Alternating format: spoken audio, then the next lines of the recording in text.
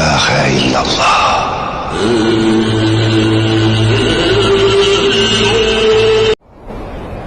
ला इलाहा इल्लल्लाह।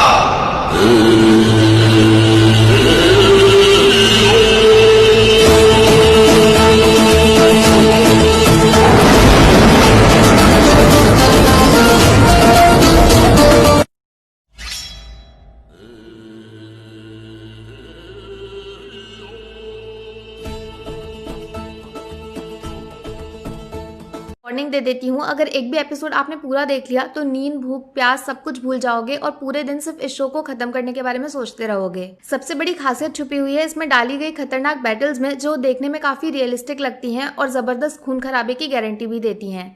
हाँ, वायलेंस थोड़ा ज्यादा है तो कमजोर दिल वाले दूरी बनाकर रखें तो बेहतर होगा। एक खासियत ये भी है कि शो में फीमेल एक्टर्स को सिर्फ शोपीस बनाकर नहीं रखा गया है। ठीक गेम ऑफ थ्रोन्स की तरह ही उनके कैरेक्टर्स के पास पूरी कहानी को पलटने की ताकत है और बड़े बड़े ट्विस्ट वगैरह भी इनके साथ